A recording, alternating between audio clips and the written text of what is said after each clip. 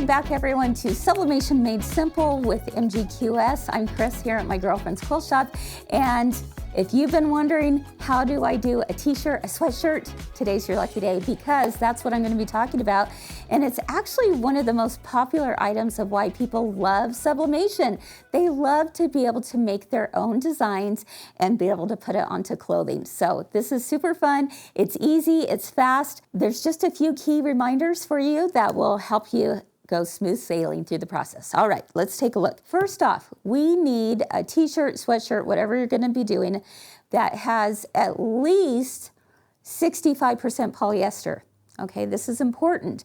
The fiber content has to be mostly polyester because that is where that ink, you remember we talked about that it's going to turn into a gas during the heating process, and that is what rests inside those fibers. It no longer sits on top like we might see with a screen print or vinyl. This is what's going to soak right in and give you beautiful results.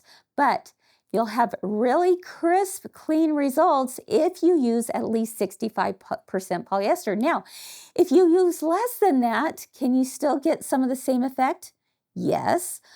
For example, this sweatshirt that I did, this is actually a 50-50. Ooh, I know, living on the edge, right? But Kris, this is not 65%? Yeah, you're right, it's not. But I wanted to give it a try anyway. You can see that I still have a sublimation print done. It's just a little more faded. So it doesn't have the vibrancy that it might if I were to use something that was a higher polyester content. Another misconception about, printing onto t-shirts, sweatshirts, for example, is, does this always have to be white? And the answer is no, it doesn't always have to be white. In fact, it's more important that we have the right polyester content. So you can have different colors, but I will tell you this.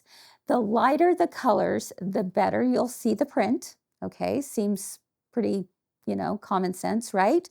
But also, if you are not using white, just know that if you have any white in the design itself, the color that it's going to pick up is the color of the sweatshirt.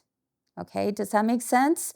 So again, if you've got white in that design, it's not going to be white when it goes on the sweatshirt or the t-shirt. It is actually going to pick up the color.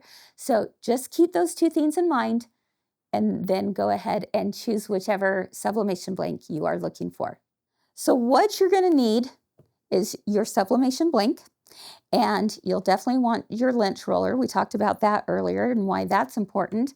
I'm also going to use another size of my little Teflon pillows here. I have my heat resistant tape and I have this really cute design. I'm excited to see what it looks like on here. So the first thing we're going to do is I'm going to tear around the edge of my design. Again, the reason why I like doing this is because it just has a more feathery feel and doesn't have the harsh line that can be produced when you cut a line and put it onto the fabric. Okay, so we're just going to quickly go around here, making sure to be very careful as you do so. There we go. All right, I'm going to set that aside because the next thing I want to do is pull out my little tray here, and I'm going to give it a little bit of heat, just again to make sure that all the wrinkles are out, as well as we've removed any moisture that might be found in the fiber. Bring my tray out, and here we go. Now, another thing we need to make sure to do is take our lint roller, and we're just going to smooth this over, making sure to remove any lint that might be on there. The reason for that is because if you do have lint, actually what you're going to end up seeing on your project is little tiny blue specks. That's never fun. All right, friends. Well, let's see. I'm going to go ahead and locate my center about right here and decide where exactly I want this flower. I'm going to come down about an inch or so. All right. If you want it to be at a diagonal, you certainly could do that as well. Let's go ahead and do that. And just gonna I wanna see where my center is there. There we go. And I'm gonna flip it over. Okay, at this point, I'll take some of my heat resistant tape and just put a few pieces down. Just like we did with the tote bag, because of these extra seams in here that could get in the way of a perfectly flat press, this is where I'm going to take my Teflon pillow and place it just inside of this sweatshirt so that my design stays upright on top and I don't have to worry about these seams. All right, so I'm just gonna finagle this a little bit over here, and there we go. I think it needs to go up just a titch higher. There we have it. All right. You kind of have to baby this one a little bit more, but I think I'm feeling pretty good about where it's at right now. Now, another thing to remember is, let's say you have a perfectly flat piece, but it has a front and a back that is thin with the fabric. Definitely still put at least a piece of parchment paper or something in between so as to prevent any of the ink bleeding through to the back. Now on this one I don't have to do it because I already have my Teflon pillow, but if I didn't have my Teflon pillow, I would certainly put a Teflon sheet or a piece of parchment paper in the middle of that shirt. Okay, let's go ahead and pull this out and very carefully place this onto my tray. Everything is pulled out from underneath so I don't have lumps and bumps. And I will put one more piece of parchment paper over top. And because this is a kind of a delicate piece of wear, I actually have lowered my temperature here, and I will do it for about 45 seconds.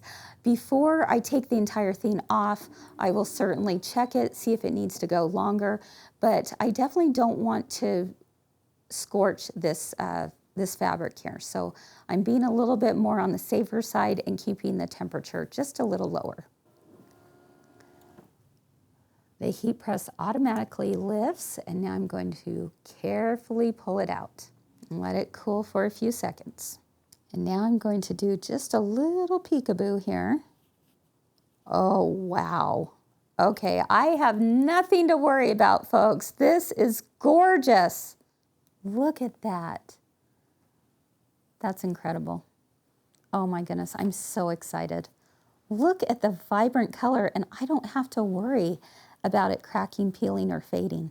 All right, my friends, this sweatshirt is now done. I'm so excited. I'm in absolute love with it.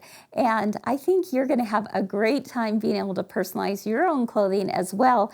And all of this fun is because we have that sublimation printer. And you know, the possibilities are gonna keep going and going and going in your minds, and you're gonna have a great time doing so. So what a way to be creative. We can't wait to see what you make. Be sure to share your pics on social media using the hashtag #MyGirlfriendsQuiltShop. Can't wait to see what you make.